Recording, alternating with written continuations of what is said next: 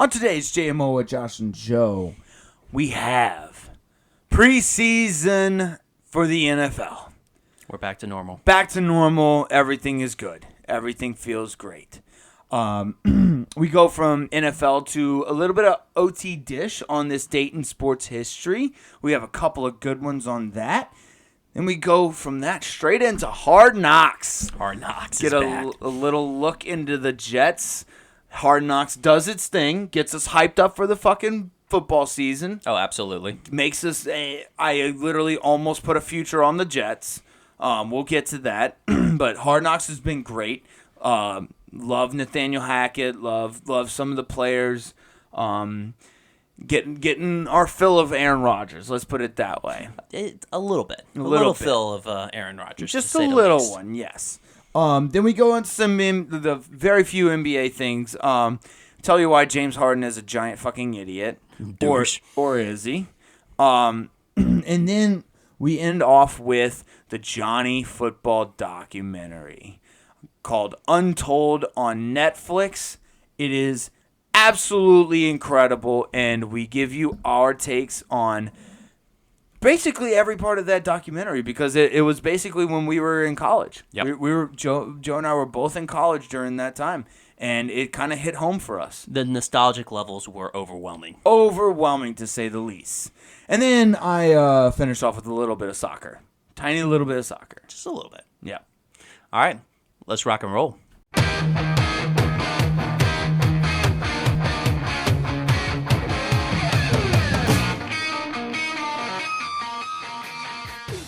Welcome to JMO with Josh and Joe. It is Wednesday, August 16th. And Joe, there was football on my TV all weekend long.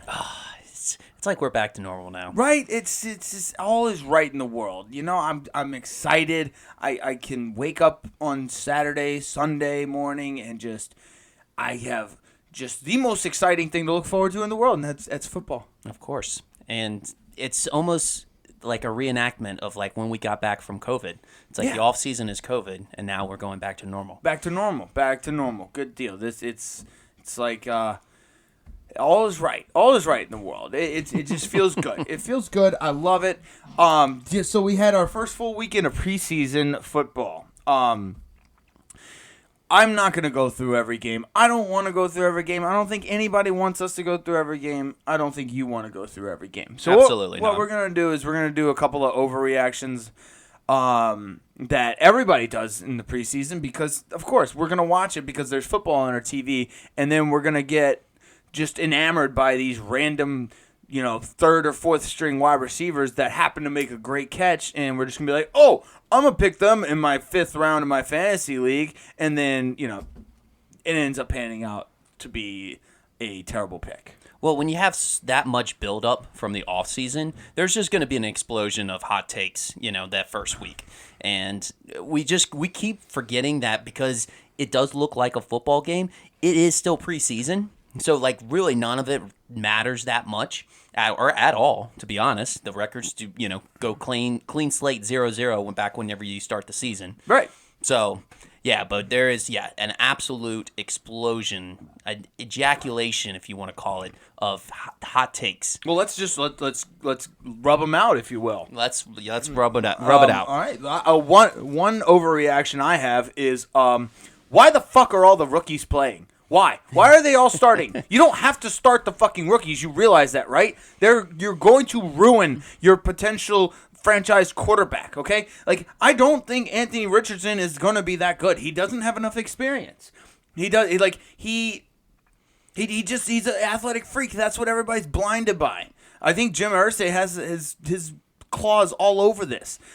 Dude, who's it? Gardner Minshew is the backup? Gardner Minshew. Let Gardner Minshew do his thing. Gardner Minshew is not a starter. We know this, okay? But let him start, okay? And either A, I think we talked about this last week. Either A, he's going to, actually do decent and keep the team afloat, or B, he's going to plummet and fail. In which case, then you bring in Anthony Richardson because the bar is set so fucking low that it doesn't matter what he does, it'll still be good. If he doesn't do well, it's okay. The bar was set low. If he does well, he exceeds expectations. He's the promise guy. He's got confidence. Well, and like to go along with your point right there, if I'm a defensive coordinator, you're basically showing me all the film that I need on Anthony Richardson. And basically if I'm playing against Anthony Richardson during a week, I'm doing a zero blitz every time. And honestly, I think you can do that with C.J. Stroud, Bryce Young. You can do that with any young quarterback. Blitz. Yeah, I think Stroud, or not Stroud. I think Young has a little bit more poise in the pocket. He's a little bit elusive and can keep his eyes downfield really well. Same can maybe go with Stroud, but like Richardson, he freaks out. Yeah, I know. Completely freaks out. I don't think did you well, we'll talk about Hard Knocks, but Bryce Young looks like a child. He does. He is a child. He looks like a 17-year-old boy out there. Yeah. He is basically. No, I mean, I don't know. Yeah. Keep him away from Wander Franco. Yeah, God. That's weird. Anyway, so yeah, I think the rookies, the franchises immediately starting, like they're already named the starters. Like I think C.J. Stroud might be the only one that isn't officially the starter for the season, but he is starting game 2 in the preseason for the Texans. Mm-hmm. I don't get it. Let them learn. It doesn't make any sense to throw your 21-year-old QB in there. Like, yeah, sure. Throw Stetson Bennett in there. That's fine. He's like 31. Throw him in there. I agree with Stetson Bennett, but they're too young. They're not gonna. I just think they're setting them up for failure. Unless your name is Trey Lance, which in that case you're just desperate for any reps or any pass attempts in general. Well, because you barely had any pass attempts in your past entire career. Yeah. What was that stat you were telling me about? So basically, Trey Lance has only completed like 588 pass attempts in his entire career. That's high school, college, and professional ball. Put that in perspective for people. So in perspective, last year Geno Smith had 607 pass attempts in one season. He surpassed Trey Lance's entire pass attempts for his whole career. Yeah. So in that case, maybe you do want him to get some reps. Experience is a lot. It actually is most in this game. Like you're gonna go with the guy who has more experience 9 times out of 10. And can we talk about that scout? The scout that told the San Francisco 49ers to draft Trey Lance as the second pick, and mortgage your future for Trey Lance. For a quarterback who's hardly thrown the ball at all, I mean that's a scouting miss. But I mean that's not doing your job. That's a miss on everybody in that organization's part. Like the coach has to study film, the owners have to study film. Like that is a huge miss. Yeah. How do you miss that? Yeah. There was no concerns about how many pass attempts he's made, right? Like this guy's been barely a quarterback as much as like wide receivers have been a quarterback.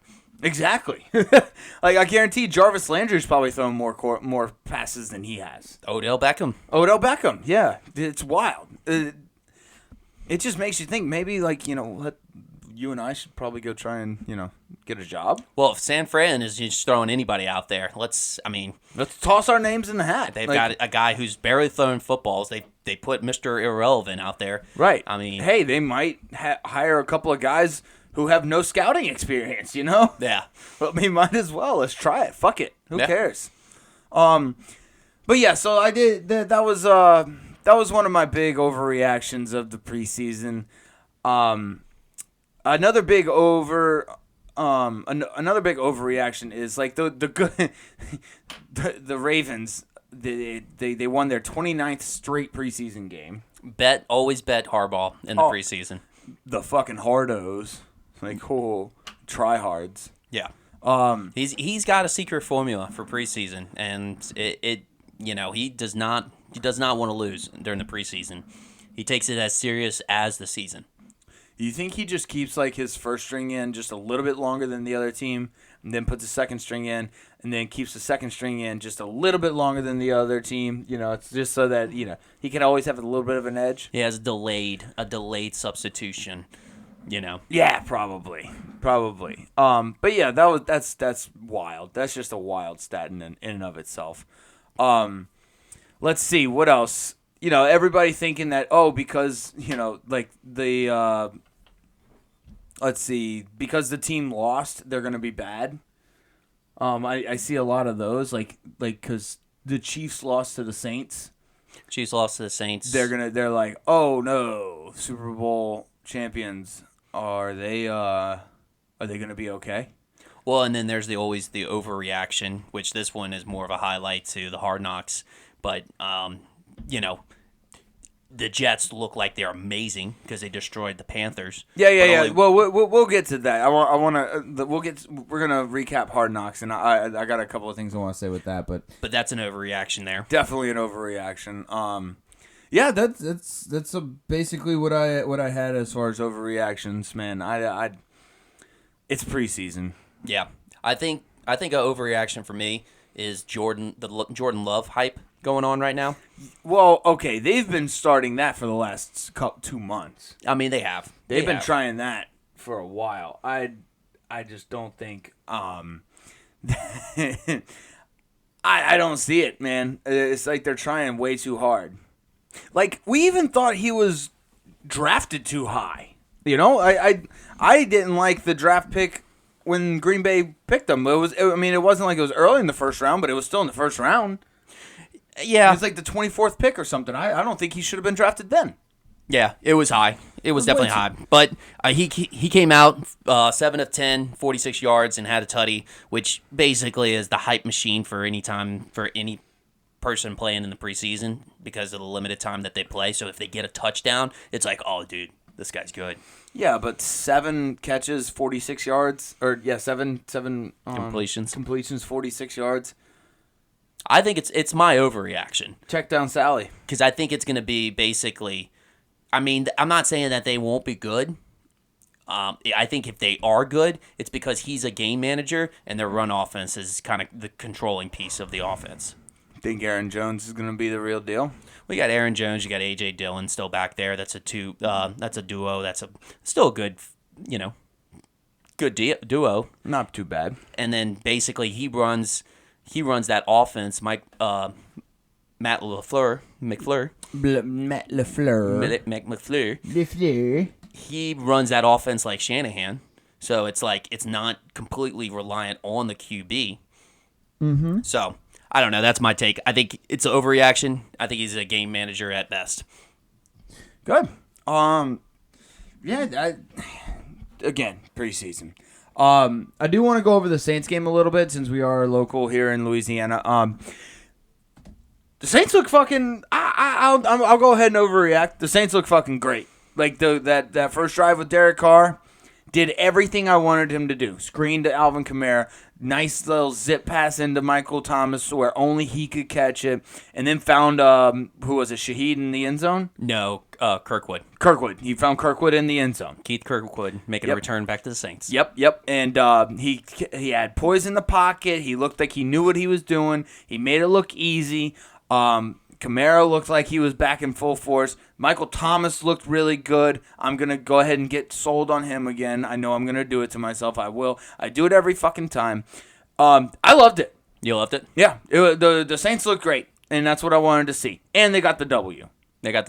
Well, I mean, technically, I feel like this basically is complimentary to your narrative that the Saints are, winning the Super Bowl, because the only way you really win the Super Bowl is if you beat the Super Bowl champs. Yeah, you can't be the best unless you beat the best. Yeah, so basically they just beat the Super Bowl, defending Super Bowl champs. We're poised to go to the Super Bowl. Yeah, and Patrick Mahomes played. Yeah. Well, you can't have that excuse of like, oh, Patrick Mahomes did play. Right. He did play. In fact, he did play in this game. He played the same amount of minutes that Derek Carr, maybe even a little bit more than Derek Carr. Correct. So there you go. Book it. Jameis Winston had a nice little drive. It's always good to see a second string play well too, because they come in and out all the time, especially with how the injuries are treated nowadays. Well, I was about to say, and the luck that the Saints have had in the injury department in the past, it's nice to see that we're double booked on the quarterback situation. Yep, it's not. Yes, agreed.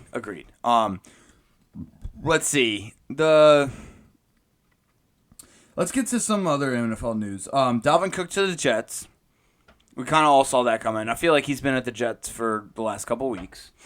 Doesn't really do it. It does a lot. Obviously, it does a lot. But as far as like what I'm concerned, it just devalues Breece Hall a little bit in the fantasy aspect of things. That's basically what it does. Because, yeah, Dalvin Cook has his injury concerns, but he is still a good running back. He's a great running back. I love it. Just because they're not getting the money that they want doesn't take away from the value that they actually bring. Right. I mean, Dalvin Cook might not be, he might be on the tail end of his career, but I mean, for this season, I think he's still in his prime. Oh, I do too. I agree. I think the Jets, and we'll get to the Jets when we cover Hard Knocks, but they're gonna be good.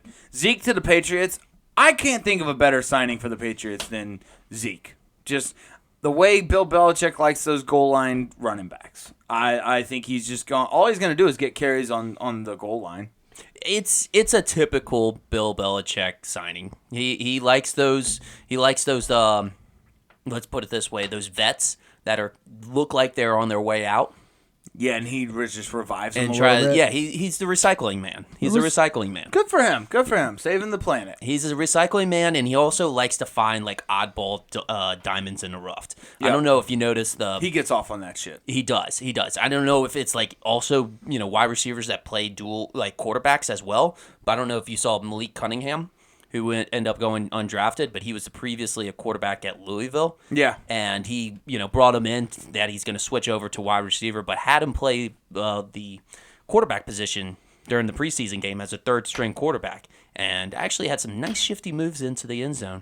But typical, we've seen Belichick long enough that we just know what Belichick does. Right, exactly. And it's still a beautiful thing to watch because he's just perfected it. Yeah. He continues to do it. Yeah, let's see. I don't understand this too much. I kind of get it, but why the Michael Orr stuff now? I guess there's some elements to it. It is confusing. So the reason why I've read this is one report. The reason why he is actually now bringing this up after years and years and years since the movie came out. I think the movie came out in 2009. I guess he actually technically wasn't adopted, and he's just finding out about that now. So it was not. I guess he was tricked into it not being an adoption, but a conservativeship. I totally botched it, but a conservativeship. Yeah, it's Creepy Dave here. Creepy Dave. I don't know. I guess so. I guess that's what it was. He is saying that he did not profit off of the movie at all, and that apparently his, I guess, quote unquote now, adopted parents just used him to make money, pretty much. Which, I mean, if you look at the facts, he was really good at football when they, again, quote unquote, adopted him. He was already good. He was big fucking boy. He was already proving himself on the field. They could have just used the money, or they could have used him for money. My thing was back when and the movie definitely points this out. My thing was always just they just wanted him to go to Ole Miss. They just wanted him to go to right. Well, they were. I think they were Tennessee fans, huh? No, they were Ole Miss fans. They were Ole Miss fans. They were Ole Miss fans. I think they were boosters. Yeah. So that was my thing. That was the biggest thing is they brought him in so they could so he could play for Ole Miss. Ole Miss. Damn, those are some diehard Ole Miss fans. Yeah. So that was my biggest thing. Which honestly, there wouldn't be. I mean, that's not the worst thing. Bring somebody into a My biggest thing is he didn't make a dime. If did he really not make a single penny off of that movie? I don't understand that. I don't he'd fire your agent, bro. Yeah. What the fuck did you hire him for? That's some bad representation. That's horrible. I don't know though. Was he in college when the movie came out? No way, because they were talking about him. He got drafted by the Ravens. So yeah. It wasn't like a college thing where he couldn't produce. Here, look up when he got into the NFL. When was his draft date? His draft date was I'm pulling it up right now. Yeah. Because I think It was 2009. Okay, so he had just gotten drafted. So Just he gotten drafted. he had an agent. So, like, yeah. I don't know. That's weird. Because my thing was NIL wasn't at that time, so maybe there was an Yeah, but I mean, it would make sense that they waited till he got drafted so that they could make it, so he could profit off of it. Exactly. The timing of it seems like it would be that way. It's a little sus. But anyways, I digress. I'm excited to see what comes out of this, actually. I'm going to be keeping a close eye on it. I think there's going to be a bidding war. There's going to be a big bidding war. Maybe 2-3 years down the road by streaming sites for the documentaries rights. Oh, the documentary about the movie, about the life of Michael Orr? Yeah, and if it's not named Blindsided, I'm not watching it. Oh, absolutely not. That's the biggest miss of any like basically Netflix or whoever does it. If you don't say Blindsided, it's miss. Yeah. I can see Jeff Bezos coming in with a huge contract on this, try to get some appeal to Prime Video. That would be awesome. Let's see. What else I got on? You got anything else on the NFL? The Native American Guardians Association is petitioning for Washington to bring back the name Redskins. Let's fucking go. I think it's a long shot, but I don't care. Just the fact that they're doing it is all I need. Yes, that's all I need. Just to like, it's not the Indian. It's not the Native Americans that are against this. It's the bullshit ass cancel culture that just. It's the Karens. It's the Karens of the world. It's literally the Karens of the world. Yeah. Nobody cares. They hate that we love football that much, and they just want to ruin our fun. They want to ruin our fun. That's it. Yeah. Last thing I have is Joe Burrow was running. So again, way to hype up everything to no end media. I'm gonna have to look into that. I'm gonna have to look into where that medical facility is at. You do that. I'm really curious. Coming from a logistic background, like I just want to know the logistics on this. Why was he carted off the field? Again, I don't buy it. Anytime I see carted off the field, don't buy it. So like anytime like they're getting pulled off the field, Josh is gonna be yelling at the TV screen like "Faker, faker." Yep. I want to see your X-rays, and then I'll believe you. That's it. X-rays is the new nudes. Yep. What? The new nudes. Okay. Wow. Anyways, so you got anything else in the NFL? Let's get. That's about it. Okay, let's get to OTDISH on this date in sports history. Let's see. I had in 1920, Cleveland Indians shortstop Ray Chapman is hit in the head by New York Yankees pitcher Carl Mays. He dies the next day in the only MLB game-related fatality. I figured since this is the same year that of the Damar Hamlin thing, it was appropriate. Okay. But yeah, that's the only MLB fatality. The only one, 1920, and he was hit in the head by a pitcher. You know, they actually incorporated the Damar Hamlin into the new Madden 24. Did they really? So basically, if you do a touchdown score a touchdown, but you don't choose what type of celebration you want to do, he just lays there. Wait, really? He just lays on the ground. Is that a real thing? I mean, it's a real thing, but it's not titled the Damar Hamlin. Oh, that's funny. Yeah. But yeah, Ray Chapman, R.I.P. I guess. What you got? All right, 1981, we had the highest score in the World Cup soccer match in history. New Zealand beat Fiji 13-0. That's a fucking ass whipping. It is. I would much rather seen it to be like a 7-6 game, as the highest scoring game, but that seems kind of low. It seems low. I figured it would be like 17-12 or something. I mean, have you seen soccer though? I have, but I mean, like, have you seen like these obscure fucking stats? I mean, that's true. They're wild. Like, you go through any type of like MLB stat or like any type of stat, really. We have enough history to have those obscure especially in soccer, Like in 18 something, there had to have been like some crazy fucking match where they were just like scoring goals left and right. Mm-hmm. Let's see. In 2015, PGA Championship men's golf, at Whistling Straits Golf Course. Australian Jason Day wins, setting a major championship record of 20 under par. Beats Jordan Spieth by 3 shots. Jason Day, that was impressive. I remember that. This was also back when in 2015 when Jordan Spieth had just dominated the Masters. Mm-hmm. Yeah, it just got me thinking. I think Jordan Spieth might be my favorite golfer to watch. Okay. I think it's just he's not the best golfer, obviously, but my God, he's the most fun to watch. He could go the entire 18 holes and be even with only scoring 4 pars. Like he would shoot 4 pars. That's it on the entire day and still come out even. So he's a wild card. Birdie, bogey, double birdie, or double bogey, eagle. All over the place. Yeah. Fucking love it. And he talks a lot, which is nice. Okay. What you got? All right. 1997, for the second time only in Stanley Cup history, the trophy leaves the U.S. Oh, what do you mean? The leaves the U.S./Canada.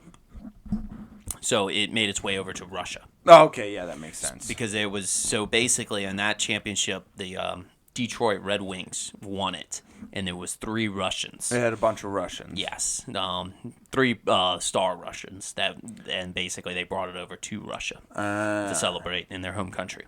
Gotcha. But interesting. Yeah. Because there is only really one Stanley Cup, and it just gets passed around everywhere. Right. Russia's got the year in year out. They got a bunch of really good players. I know on my Pittsburgh Penguins we got Evgeny Malkin. Malkin's fucking stud. He's been a stud for years. Love him. Yeah, that's good. Good OT dish. Do you want to get to the Hard Knocks? Yeah, let's get to Hard Knocks. All right, so we're gonna do a recap of both episodes of Hard Knocks. Let's see. Right off the bat, the Crows and Eagles story that Robert Salah told to the team, it got me juiced up. I'm not gonna lie. It was kind of corny, but it got me jacked up. It kind of confirmed my suspicions of like how Robert Salah is as a I think it's Salah. Okay, yeah. Robert Salah. Yeah, I probably Americanized it a did. little bit too much. I think he's a little Muslim. He's a little bit more Muslim than I gave him credit for. Yeah. Yeah, that's fine. That's my apologies. All good. Please don't. Never mind. No, I'm not going to go there. But anyways, yeah, no, it basically confirms, that I thought he would be like such a great motivational speaker, and he is. Yeah, no, he was cool. He kind of looks like Cersei's from 300. I'm not gonna lie. And Cersei's will, he'll jack you up a little bit too. Yeah, like, he'll get you juiced up. My arrows will blot out the sun. Yeah. So he's a very great motivational speaker too. I mean, obviously he's the antagonist in that film, but very good speaker. I mean, the Persians were actually very dominant, so they had to be dominant for a reason. Yeah, exactly.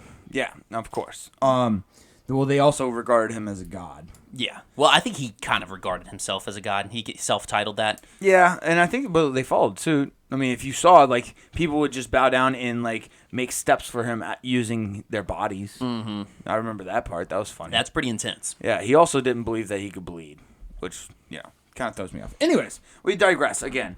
Dude, this is why the NFL rules. Did you see how many people were in attendance? I know it was Hard Knocks, but, like, just for a practice?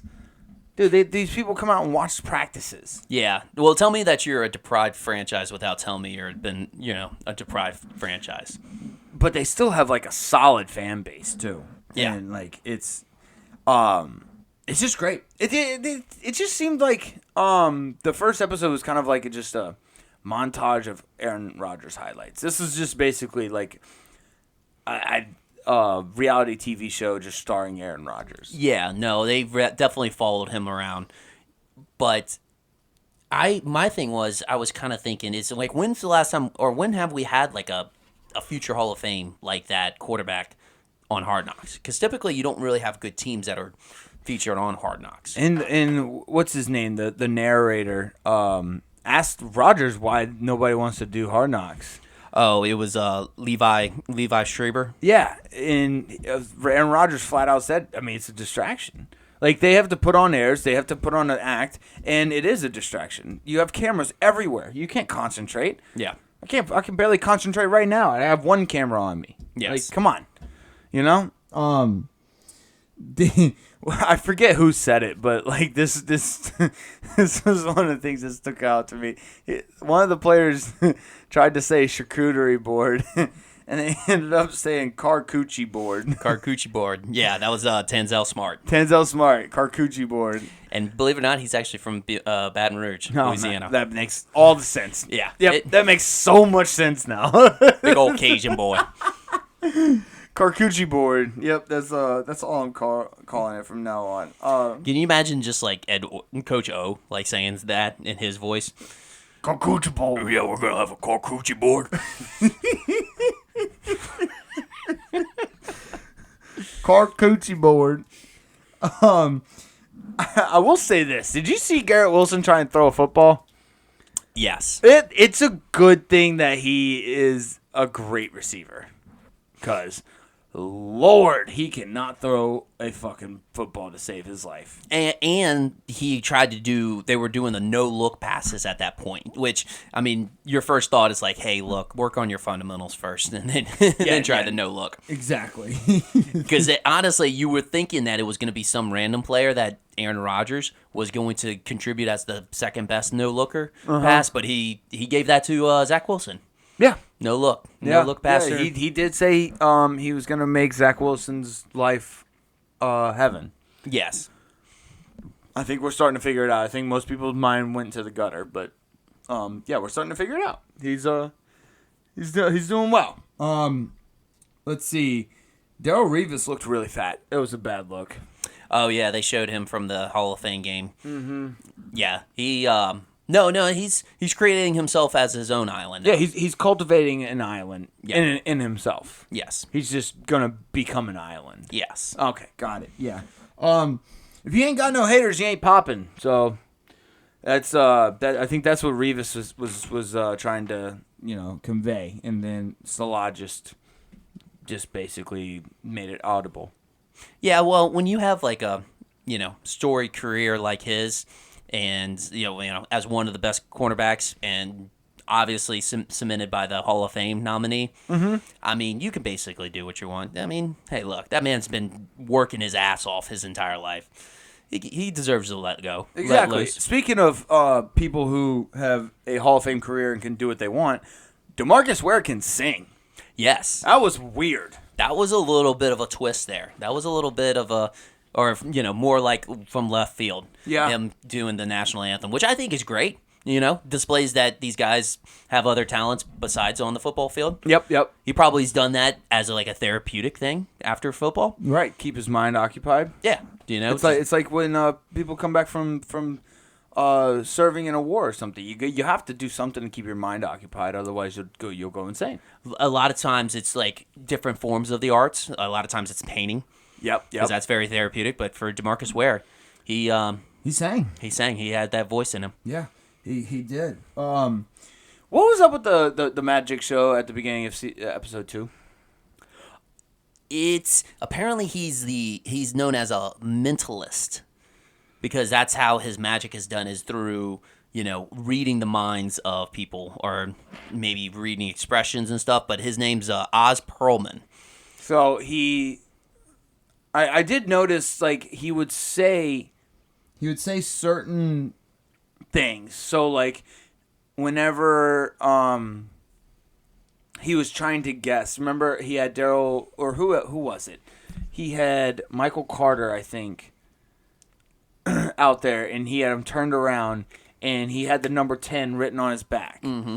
He had said a whole slew of numbers before he guessed the number, and I guess what he's doing is when he says these numbers, he sees how the person reacts. Yes. Like the little subtle hints, and then he basically goes based off of that. Now, what he did with the playing card when he guessed the 3 of diamonds, I don't know what that is. That's just some demonic shit, I think. He's tapping into this Ouija board that is in his brain.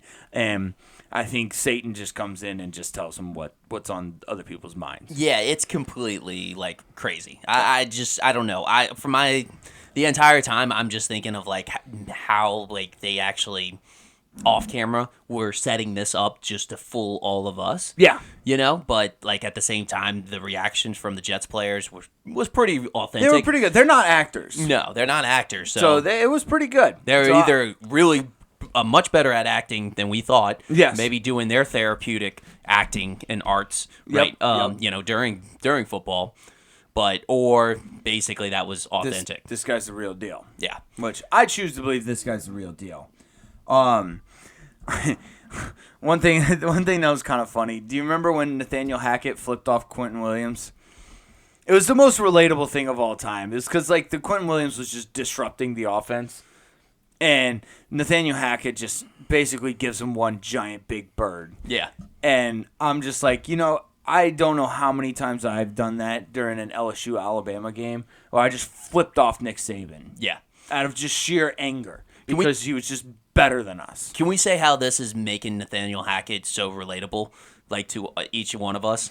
Like It seeing really him on is. his Hard Knocks. It really is. Because at first, like everybody's been shitting on him for what happened at Broncos, which we don't know the situation and everything that went on over there, but he's definitely redeeming himself with Hard Knocks. See, here's the thing. My thing is he's a great motivator. He's probably a good coordinator. He works well with the guys. He is a terrible head coach. Yeah. He needs to never go. So Sean Payton wasn't wrong. He was not a good head coach. He's not good with that type of position. He's not very good boss. He's a good like teammate in the sense of like he's still coaching you, but he's your buddy. He can't be the guy who's your boss. Yeah. Type thing. And that's what you have to be as a head coach. Yeah, exactly. He is cool. I like Nathaniel Hackett a lot more after watching Hard Knocks. Dude, like we talked about earlier, Bryce Young, when they did that dual practice, he looks like a child, especially next to old man Aaron Rodgers. 16-year-old boy at best. Yeah. And it doesn't help that he's short. Yeah, no, he's a little man. He's gonna have to figure his way through, kind of shuffling around. It reminds me a lot of Drew Brees. I mean, he's just going to have to adapt to He his looks play. smaller than Drew Brees. He looks smaller than Drew Brees? Yeah, I think he's smaller than Drew Brees. Okay. I think he's shorter and smaller.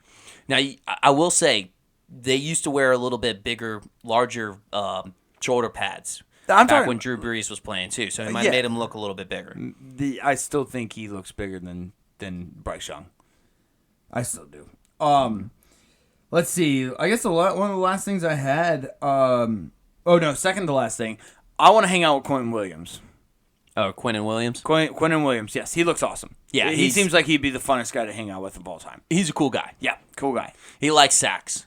Yes, he does. He's very good. He's very good at it too. Him and Nick Bosa need to just go hang out. They just need to hang out. It's like they just want to sack the quarterback, man. Yeah, that's just it. want to sack him. That's it. It's no big deal. And I guess the last thing I have is this one kind of hit home because I was a pledge and I was in a frat. Mecole Hardman, he would have been the ultimate pledge master. Ultimate pledge master? Did you remember when they were doing the rookie things? Uh-huh. He was the biggest fucking dickhead. The whole time he was being a gigantic asshole. Yeah. It was awesome. Yeah. He would have been great to pledge with. He probably did pledge. He probably did. He might have been. I mean, he was at the University of Georgia. Yeah. Okay. Then yeah. He if he didn't pledge, he probably did some shit. Like Yeah. the Georgia, I'm guaranteed the Georgia football team made him do the rookie, like whatever, the freshman initiation or whatever it's called. Probably similar. Probably very similar. Probably similar. But yeah, so far I've liked both episodes. I was more on board with the Jets being a great team after the first episode. Now after seeing the second episode, I don't know. They not so much. Their defensive line's still strong, but it's just I don't know. They just don't. I don't know if it's because they showed them like actually not playing very well some of the time, but after the first episode. Dude, I was about to kind of like put a future on them to win the Super Bowl. Well, Robert Saleh already got Salah. us. Salah I'm gonna probably keep him.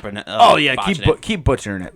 But he got us motivated with the Eagle speech, so we're already in tune to listen to him, and But then when he rips on the offensive line in the second episode, with them in the room, yeah, well, just absolutely shit on him. I think he shit on the entire offense. He did. With Zach Wilson in the room. Yes. So like basically, that was I thought that was authentic, but I was inclined to actually listen to him. Like maybe you know what? Maybe his offensive line does suck. Right. He just cussed them out. And the cameras were rolling. He knew the cameras were rolling. Right, exactly. You had my attention. Now you have my curiosity. Yeah, he just was like, fucking y'all are dog shit. Exactly, yeah. Like, hey, do we want to be... Y'all sucked last year. Do you want to be Eagles? Like, I mean... Or you're acting like crows right now. Yeah, acting like crows. Yeah. Acting like crows. Yeah. But yeah, all in all, it was really good. Do you have anything else on this? That's about it. That was my last take on it. Yeah, the Aaron Rodgers and Garrett Wilson. Is it Garrett Wilson or Sauce Gardner? The handshake. Oh, that was Sauce. Sauce, yeah, that was awesome. That's definitely a Sauce thing. Yeah, it really is. For yeah, sure. that was a Sauce. And also, it makes sense that Aaron Rodgers would smoke weed. Yeah. He also likes grass, so another big drug guy thing. Yeah. He knows every blade. He knows every blade. Yes, he does. Of grass. He does. Damn, that ayahuasca really opens your mind up. Yeah. But yeah, dude, it was all in all, it was good. Hard Knocks is doing its job. It's getting us really hyped for the season and making us think that the Jets are going to go all the way. Yeah. Yep. They do a good job of that. All right, let's do a little bit of NBA. There was a couple of things that went on. Let's start with the Hall of Fame class. This kind of got swept under the rug because it was done, in the middle of fucking August on a Saturday afternoon. But let's go. Greg Popovich, Tony Parker, Dwayne Wade, Dirk Nowitzki. Let's see who else. Pau Gasol. Yep. Fuck, man, that's a fucking hell of a class. It is. And then also Becky Hammond got her name slipped into there a little bit. Yeah, why? She's the first interim first coach to do interim coaching in the NBA.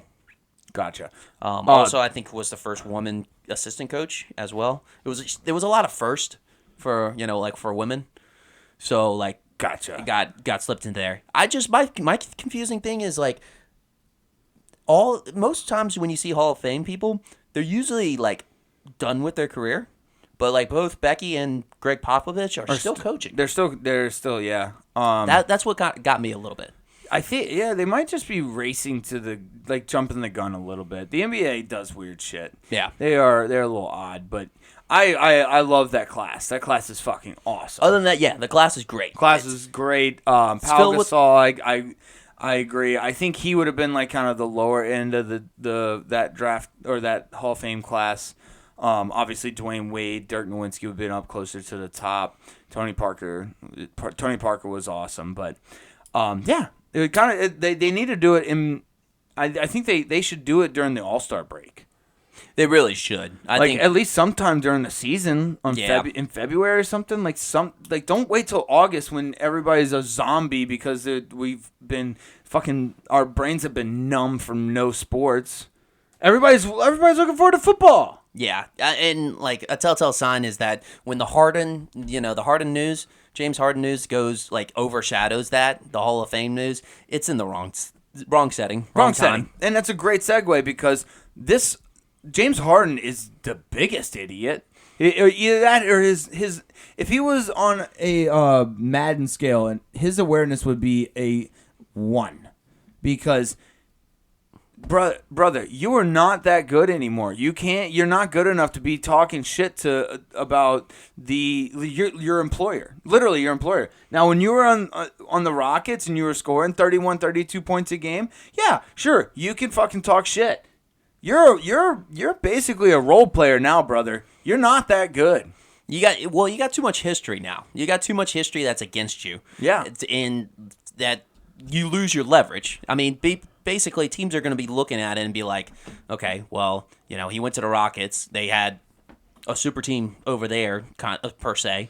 They had a pretty stacked team with those days. Still didn't win a championship. Didn't do anything, really. Had a super team in Brooklyn Nets.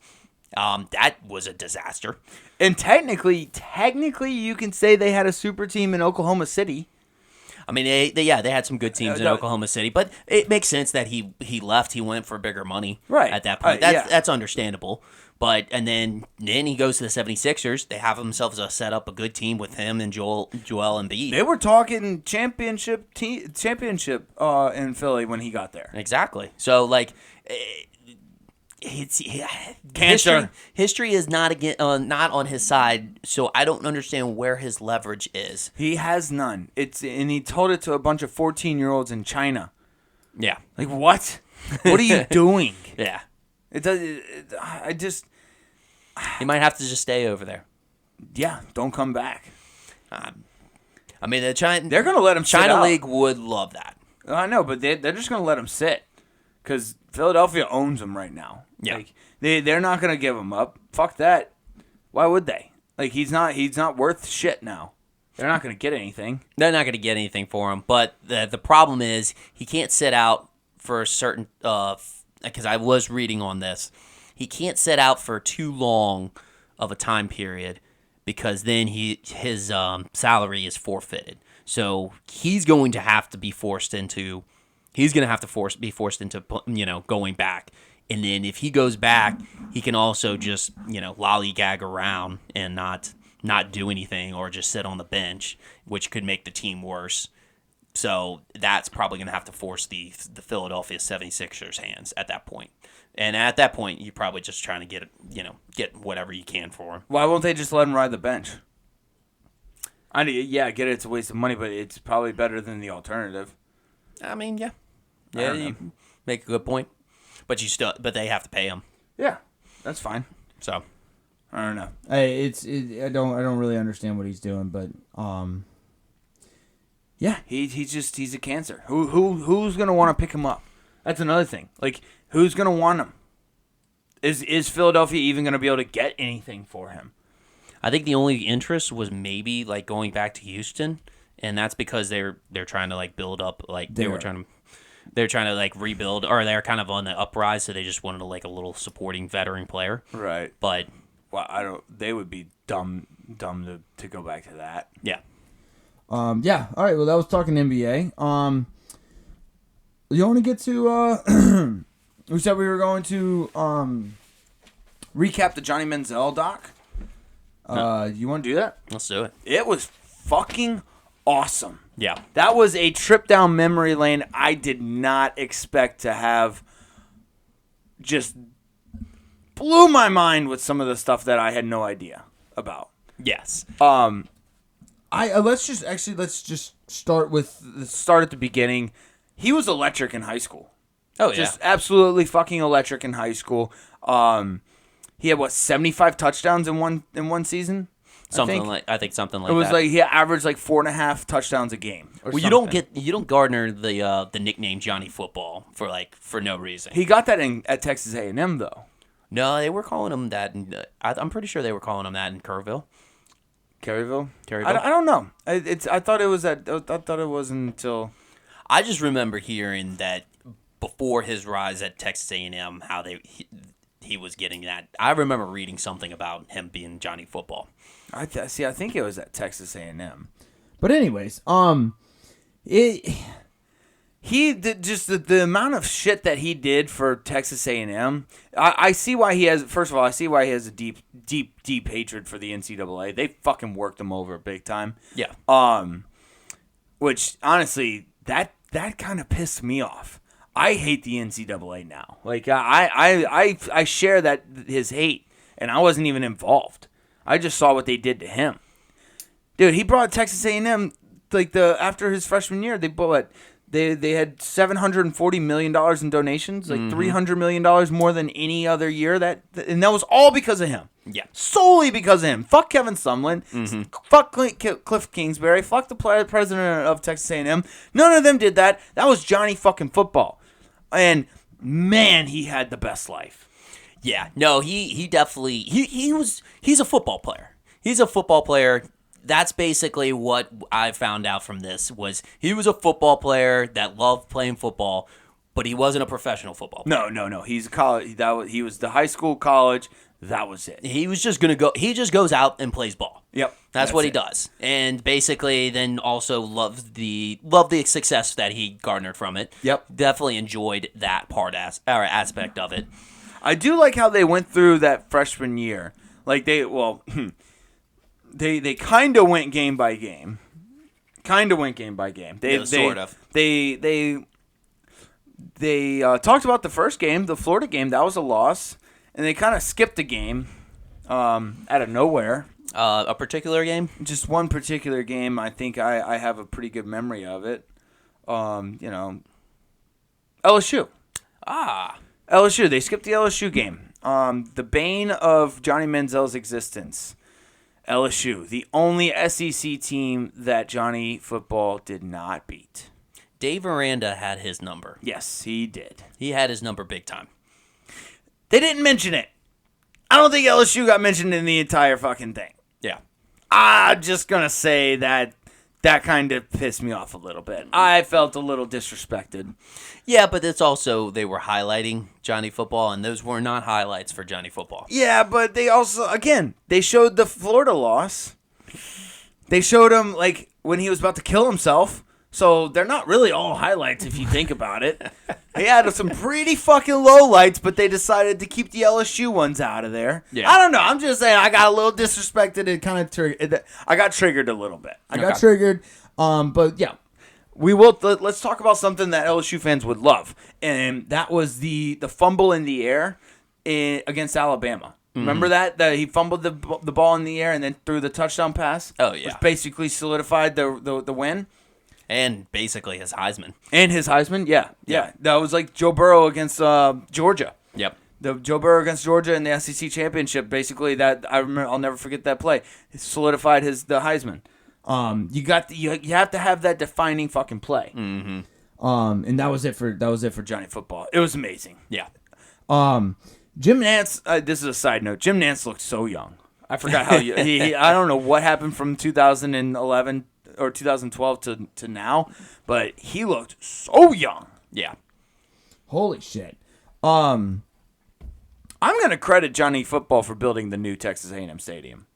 Oh, absolutely. I'm gonna just go ahead and new credit. Kyle Field. Yeah, new Kyle Field. That's Johnny Football Stadium. That should be called Johnny Stadium. Johnny Stadium.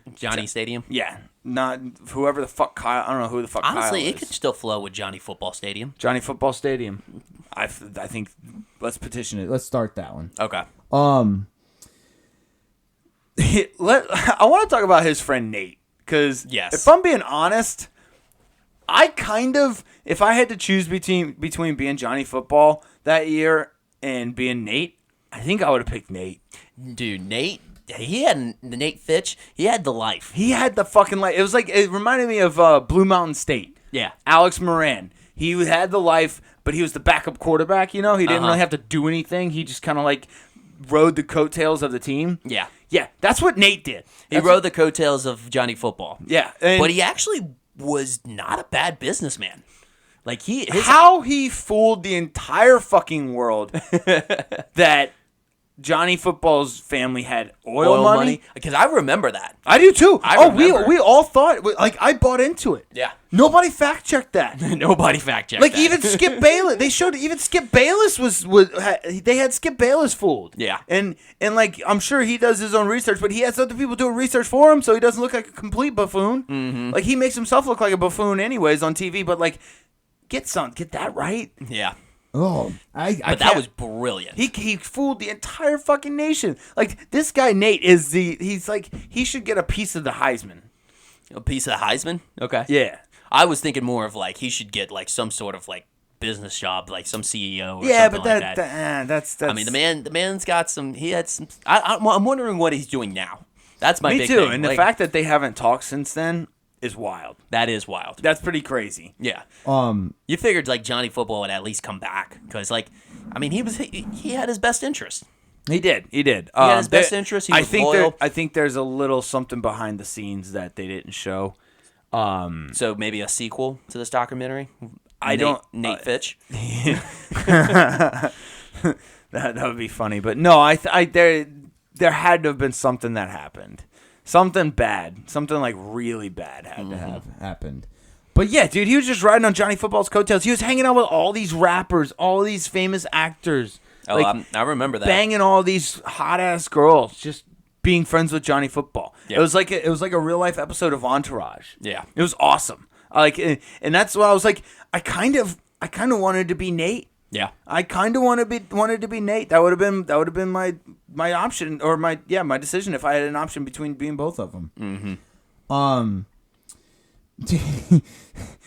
I think this might have been my favorite part of the entire episode, and it's so bad because it fucked Johnny so bad. He basically turned away the Houston Texans, unintentionally via one round of golf at this country club. He played a round of golf at this country club. It's a very, very wealthy country club. I guess the high executives from the Houston Texans were there, and it was right before the draft. And apparently by the fifth hole, Johnny Football had his shirt off, he had his shoes off, and was fucking wasted. Yeah. Breaking golf clubs, throwing them into the ponds, just making a complete buffoon of himself. I mean, you only have like one day to make this impression, and this is what you do? Like, I think that might have been my favorite part of the documentary. It was incredible. I couldn't believe that he did that. Completely turned off the Texans from him. Like they were not drafting him after that. no. Dude, it had to be infuriating to be his agent. Eric Burkhart. Yeah, oh man. That poor guy. I know. I honestly got the vibes that he's kind of a little bit of a little coke guy. I don't know if you got that vibe on the documentary. All right, it could but be maybe Johnny Football led him into that. See, it could have been one of two things. One, he could be a coke guy. That's why he lost so much weight. Yeah. Two, I think Johnny Football stressed him out so much that he lost that weight. He lost the weight. Yeah, he lost the weight. Okay. That's why he lost the weight, because he was so stressed out from being Johnny Football's agent. I could see that. Because Lord, did Johnny Football give him hell. Yes. And not only his agent, but his mom and his dad. Like, it was just like he was so out of control. Yeah. It's like the fact that this is all right. Now we're getting to the dark part of it. I had no idea that he had preemptively like committed he had planned on committing suicide. Like he bought the gun, he was going to blow all of his money, he was going to do everything he wanted to do, and then boom, end it. Like I didn't realize any of that. It went to that extreme. Right. I mean, like, I knew he was not having a good time in Cleveland. Oh, I have a theory. I think if Dallas would have selected him instead of Zach Martin, I think his career would have gone a different way. You think it would have been a different way? I think him being in Cleveland was not good. He would have been Jerry's golden boy. Yeah, and I think him being in Texas would have been enough. It just You know what I'm saying? Okay. Like, I think him being in his home state, I think Cleveland is where dreams go to die. I know I'm going to have a lot of friends that if they hear me say that, they're not going to be happy.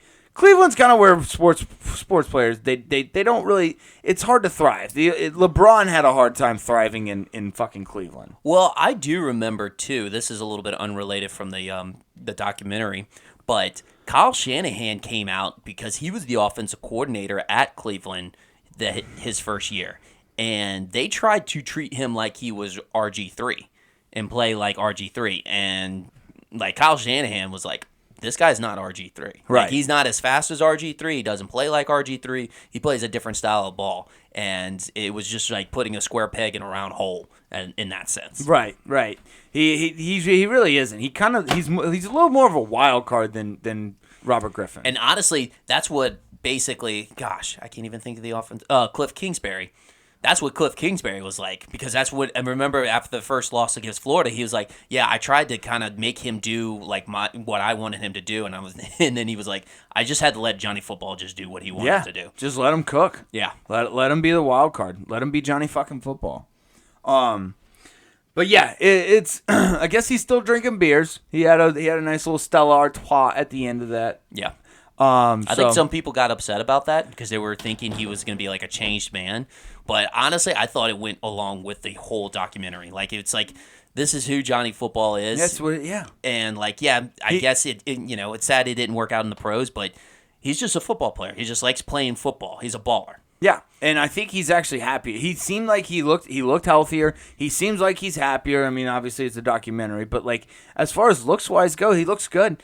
Even though he's still drinking, I think you're right. I just don't think he was meant for the NFL. No, he wasn't meant to be a professional in that sport. I can see him still, just killing it on the rec field, like in rec leagues.